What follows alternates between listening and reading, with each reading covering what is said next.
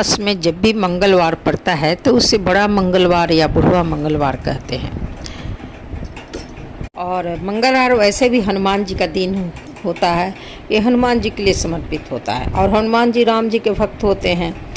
तो मंगलवार को हम लोग हनुमान जी के पूजन के पहले राम जी का पूजन करें तो बड़ा ही उत्तम फल की प्राप्ति होती है। तो ज्येष्ठ मास में पड़ने वाले सभी मंगलवारों को बड़ा मंगलवार या बुढ़वा मंगलवार हम लोग कहते हैं। तो आज ज्येष्ठ मास के मंगलवारों को क्यों बड़ा मंगलवार कहते हैं और ये इसमें ज्येष्ठ मास के मंगलवारों को की पूजा का क्यों इतना महत्व है, तो और आज के दिन पूजन करने से हनुमान जी क्यों इतना प्रसन्न होते हैं, इस संबंध में पौराणिक कथाएं हैं। पुरानी मान्यताओं के अनुसार एक कथा है कि महाभारत काल में सारे हाथियों के बल को धारण करने वाले भीम को अपने शक्तिशाली होने पर बड़ा अभिमान है। तो भगवान श्री कृष्ण ने ये भीम के कल्याण के लिए उन्होंने देखा कि भीम को अपने बल पर बड़ा ही घमंड है, तो उन्होंने उनके मन के अभिमान को दूर करने के लिए एक लीला उन्होंने की। तो द्रौपदी ने एक दिन भीम से कहा कि आप बड़े ही बलवान हैं, कृपा करके मुझे गंधमादन पर्वत से दिव्य वृक्ष के नीचे दिव्य पुष्प लाकर मुझे दीजिए, मुझे अपने वेणी में सजाने हैं। अगर आप समर्थ हैं तो ला सकते हैं, लाकर देंगे दिव्य कमल मुझे।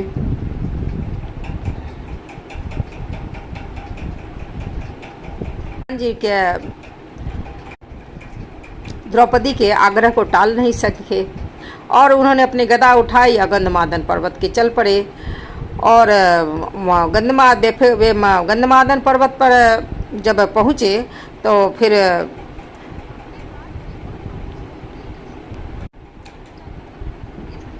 वे गंधमादन पर्वत की ओर बढ़ते जा रहे थे, सोच रहे कि अब पहुंचा तब पहुंचा, फिर पुष्प लाकर द्रौपदी को दूंगा तो बहुत खुश हो जाएगी। लेकिन अचानक उनके बढ़ते कदम रुक जाते हैं। देखते हैं एक वृद्ध लाचार और कमजोर बानर मार्ग में पड़ा हुआ है और अपनी पूंछ आगे से वो करके उसने पत्थर पर बिछा रखी, जिस कारण आगे का रास्ता रुक गया है और पूंछ हटाए बिना आगे नहीं बढ़ा जा सकता। और चूँकि भीम पूंछ को लांघना नहीं चाह रहे थे, जिससे पूंछ लांघने से मार्ग में बाधा हो सकती थी, तो भीम ने यह देखा तो वे रुक गए। अब वो मद और अहंकार में थे और चाहते थे कि जल्दी पहुँचे। तो उन्होंने बोला कि बानर अपनी पूंछ को हटाओ। तो बानर ने देखा कि एक बलिष्ठ आदमी गदा उठाए, राशि वस्त्र पहने, मुकुट धारण किए और पूंछ हटाने को कह रहा है। और वो बानर कोई और नहीं, स्वयं बजरंगबली हनुमान जी थे, जो भगवान की प्रेरणा से वहाँ पर पड़े हुए थे और भीम पहचान नहीं पाए। तो लेकिन बजरंगबली हनुमान जी ने भीम को पहचान लिया, क्योंकि वैसे श्री कृष्ण भगवान को भीम के गर्व को समाप्त करना था। तो हनुमान जी ने कोई उत्तर न दिया। भीम ने फिर दोबारा कहा कि तुम हट जाओ सामने से।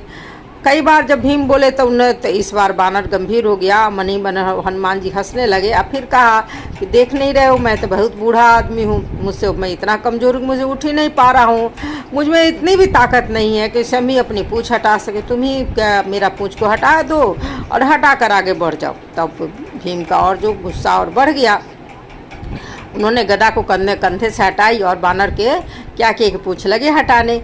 लेकिन अब पूँछ काहे का हटता, सामान्य पूँछ तो था नहीं, हनुमान जी का पूँछ था। भीम से बहुत प्रयास किए लेकिन भी पूँछ क्या टस से मस न हुआ।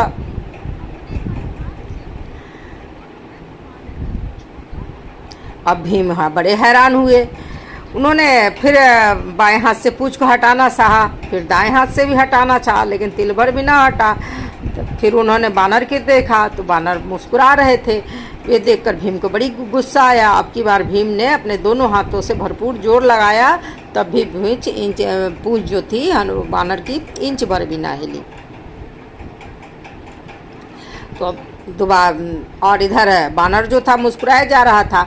तो भीम ने क्या किया, वो बहुत जोर लगाए, यहाँ तक इतने जोर लगाए कि वे पसीने पसीने हो गए, लेकिन पूँछ क्या था बस इंच भर भी नहीं ली। तब भीम थक कर निढाल होकर एक तब खड़े सोचने लगे कोई ये वृद्ध मामूली बानर नहीं है। जरूर को हो ही ना हो, ये कोई दिव्य शक्ति है और मैं इस असीम शक्ति का सामना नहीं कर पाऊँगा।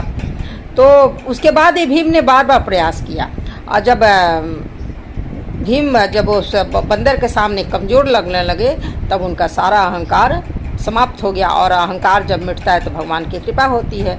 तब भीम ने कहा और उन्हें प्रणाम किया कि मैं आपको नहीं पहचान सकता, आप सामान्य वानर नहीं हैं। जब मैं आपकी पूंछ तक को हिला नहीं सकता तो आप साधारण वानर नहीं हो सकते। मुझे क्षमा करें, कृपया अपना वास्तविक रूप दिखलाइए। तब वे बानर क्या हुए, कुट खड़े हुए और आगे बढ़े और उन्होंने भीम को गले लगा लिया। कहा कि भीम, मैं तो तुम्हें पहचान गया, मैं पवन पुत्र हनुमान हूँ और श्री राम जी का सेवक हूँ।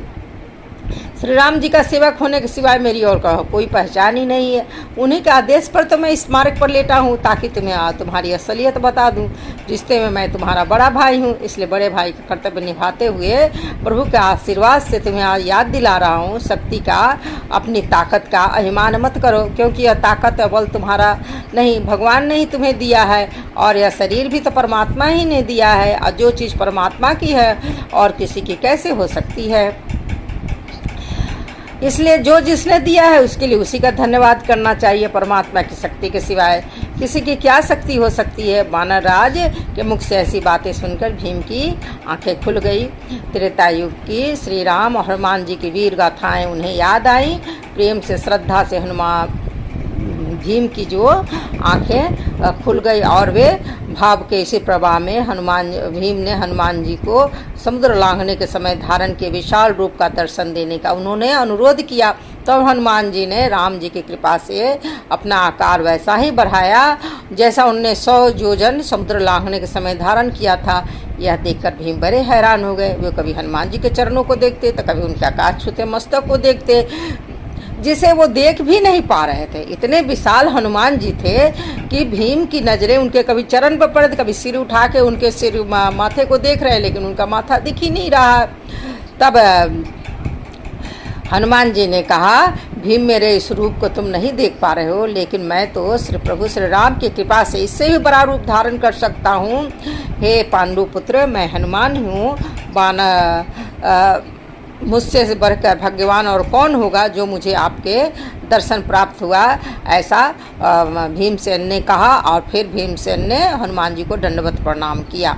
तो हनुमान जी ने भी आशीर्वाद देते हुए कहा, भीम, युद्ध के समय तुम्हारे भाई अर्जुन के रथ पर उड़ने वाली ध्वजा पर मैं ही विद्वान रहूँगा, विजय तुम्हारी होगी। इसके बाद हनुमान जी ने भीमसेन को पास के झरने में खिले हुए सुगंधित पुष्प दिखलाए। पुष्पों को देखते ही भीमसेन को द्रौपदी का स्मरण आया। उन्होंने जल्दी से पुष्प तोड़े, बड़ी तेजी से आश्रम की तरफ लौट गए। यह थी बुढ़वा मंगलवार की कथा। अब सुनिए दूसरी कथा।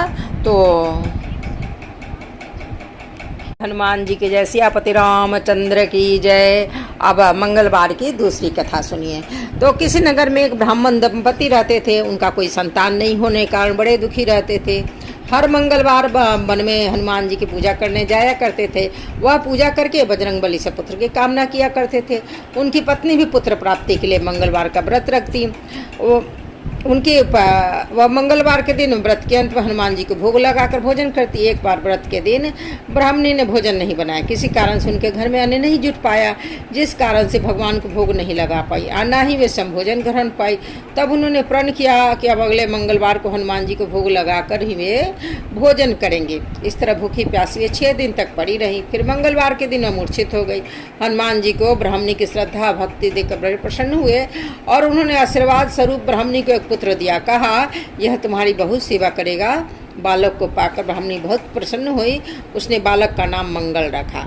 कुछ समय के बाद जब ब्राह्मण घर आया तो उसने बालक को देखा, पूछा, है कौन है? तब पत्नी बोली, मंगलवार के व्रत से प्रसन्न होकर हनुमान जी ने बालक दिया है।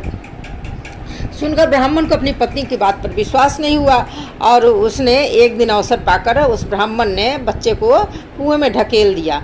लौटने पर ब्राह्मणी ने पूछा, मंगल कहाँ है? तभी पीछे से मंगल मुस्कुराता हुआ आया। उसे वापस आया देखकर ब्राह्मण बड़ा चौंक पड़ा। उसी रात को बजरंगबली हनुमान जी ने ब्राह्मण को सपने में दर्शन दिया कि बताया है पुत्र उन्होंने दिया है। सच जानकर ब्राह्मण बड़ा प्रसन्न हुआ और उसके बाद से ब्राह्मण दंपति नियम पूर्वक मंगलवार का व्रत करने लगे। मंगलवार का व्रत करने वाले मनुष्यों पर हनुमान जी की बहुत अपार कृपा होती है। और इस दिन मंगलवार के दिन हनुमान जी को गुड़ और चने का भोग लगाकर छोटे बच्चों में बांटा जाए तो मंगलवार के दिन हनुमान जी की बड़ी कृपा होती है। तो इस दिन हनुमान जी को गुड़ चने का भोग लगाकर जरूर छोटे बच्चों में बांटना चाहिए। इससे घर में सुख समृद्धि भी बढ़ती है, हनुमान जी की कृपा प्राप्त होती है। और अगर इस दिन सुंदरकांड का पाठ किया जाए, हनुमान चालीसा का निश्चित संख्या में पाठ किया जाए तो और भी हनुमान जी की कृपा प्राप्त होती है। और साथ साथ श्री राम जी का पूजन किया जाए, क्योंकि भगवान हनुमान जी जो है सिर्फ भगवान श्री रामचंद्र जी के पूजन के बिना कभी भी प्रसन्न नहीं होते हैं। तो वह हनुमान जी के पूजन के पहले भगवान राम जी का पूजन अवश्य करना चाहिए और उनके राम राम राम राम सीताराम का जप भी थोड़ा बहुत 108 बार जरूर करना चाहिए। उसके बाद सुंदरकांड का पाठ, हनुमान चालीसा का पाठ, ये सब पाठ करने से हनुमान जी बहुत शीघ्र प्रसन्न होते हैं। घर में दुख दरिद्रता दूर होती है, संतान की प्राप्ति होती है, जैसा कि मैंने कथा में कहा। अगर आपको व्रत की कथा अच्छी लगी तो ज़रूर लाइक करें, सब्सक्राइब करें। तो जय हनुमान जी की, सियापति रामचंद्र की जय, पवन सुत हनुमान की जय।